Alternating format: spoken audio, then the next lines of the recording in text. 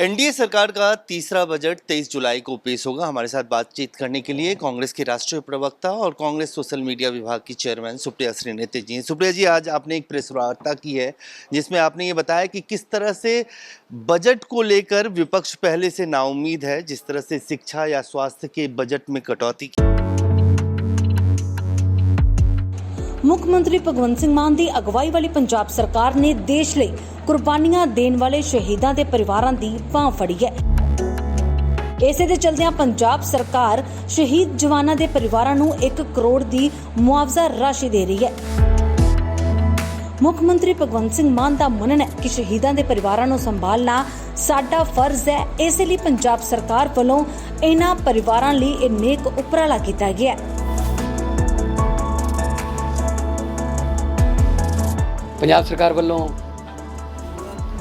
ਜੋ ਪਾਲਿਸੀ ਬਣਾਈ ਗਈ ਹੈ ਕਿ ਜਿਹੜੇ ਸੈਨਿਕ ਜਿਹੜੇ ਫੌਜੀ ਜਵਾਨ ਡਿਊਟੀ ਦੌਰਾਨ ਦੇਸ਼ ਦੇ ਕਿਸੇ ਵੀ ਕੋਨੇ 'ਚ ਸ਼ਹੀਦ ਹੋਣਗੇ ਤਾਂ ਉਹਨਾਂ ਦੇ ਪਰਿਵਾਰ ਨੂੰ 1 ਕਰੋੜ ਰੁਪਈਆ ਸਨਮਾਨ ਰਾਸ਼ੀ ਦੇ ਤੌਰ ਤੇ ਦਿੱਤਾ ਜਾਊਗਾ।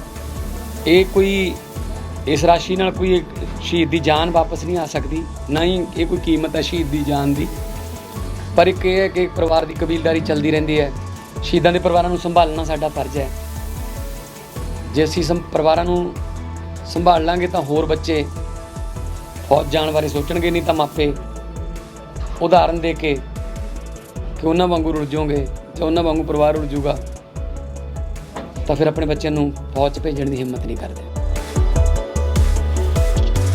की गई है, क्या उम्मीद की जाए सरकार इस बार बजट, क्योंकि सरकार 2 बैसाखियों पे चल रही है, आंध्र प्रदेश और बिहार, नीतीश कुमार और चंद्रबाबू नायडू, और ये दोनों ही स्पेशल स्टेटस की मांग कर रहे हैं, स्पेशल पैकेज की मांग कर रही है। देश के लोग क्या उम्मीद करें? मुझे नहीं पता क्या उम्मीद करनी चाहिए। मेरा अपना मानना है कि ज़बानी जमा खर्च से अर्थव्यवस्था सुधरेगी नहीं। मेरा अपना मानना है कि इस सरकार को गंभीर प्रयास करने होंगे बेरोज़गारी ख़त्म करने के, महंगाई को थामने के लिए, आर्थिक असमानताओं को पाटने के लिए। लेकिन इस सरकार ने क्या किया? इस सरकार ने लगातार कृषि का बजट घटाया। 3 साल में कृषि का बजट, कुल बजट का 3.7% से घट के 2.7% आ गया। स्वास्थ्य, कोविड से सोचा था बहुत सारी चीज़ें हम सीखेंगे। स्वास्थ्य का बजट 2.4% होता था पूरे बजट का, वो 1.9% पे आ गया। 16 लाख बच्चों को टीका नहीं लगा।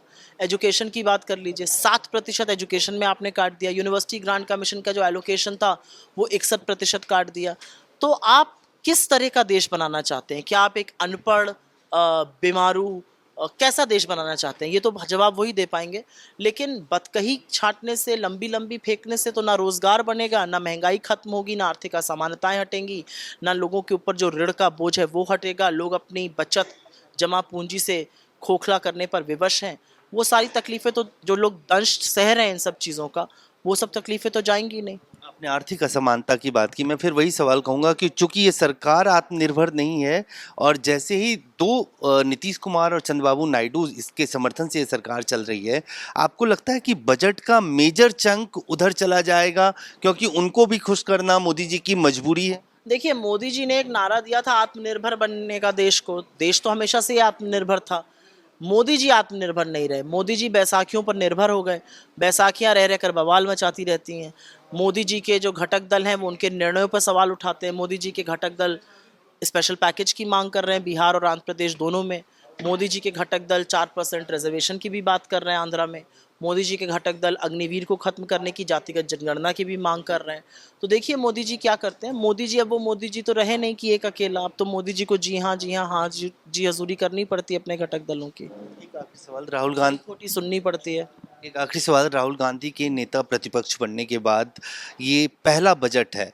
ये कहा जा रहा है कि कांग्रेस और विपक्ष की प्राथमिकता होगी अग्निवीर के मुद्दे को उठाना, नीट के मुद्दे को उठाना, किसानों को एमएसपी की कानूनी गारंटी मिले। कौन कौन से ऐसे प्रमुख चीजें होंगे जो कांग्रेस पार्टी और विपक्ष की तरफ से सरकार को कॉर्नर करने के लिए या सरकार को जवाबदेह बनाए? सबसे पहले तो बजट को हम देखेंगे। बजट में क्या ऐसी चीज़ें जिससे रोजगार सृजन हो रहा है, बजट में क्या ऐसी चीज़ें जिससे आर्थिक असमानता घट रही है, बजट में क्या ऐसी चीज़ें जिससे महंगाई थम रही है, बजट में क्या ऐसी चीज़ें जिससे युवाओं को का भविष्य ज़्यादा सुधर रहा है। और जैसा कि आपने कहा और हम उससे बिल्कुल सहमत हैं, हम ही नहीं इनके घटक दल भी कहते हैं, अग्निवीर बिल्कुल खत्म होना चाहिए। चाहिए। एक शहीद की माँ कह रही है 2 तरह की सेना मत बनाइए, सेना में 2 फाड़ मत करिए, तो मोदी जी को ये बातें सुननी चाहिए।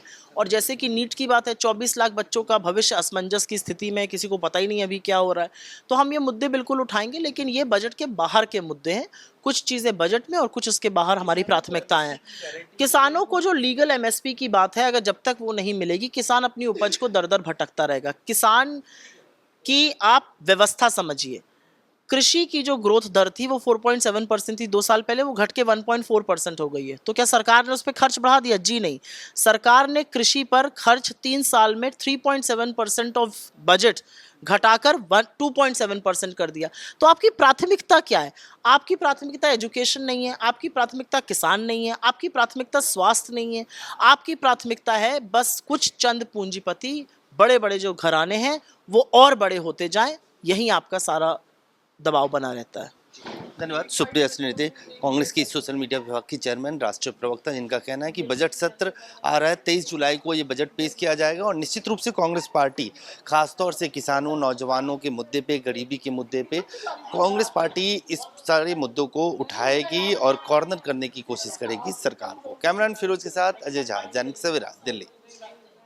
देश दुनिया की हर खबर सबसे पहले देखने के लिए फॉलो करें Dainik Savera TV, YouTube, Facebook, Instagram, X और व्हाट्सएप चैनल पर।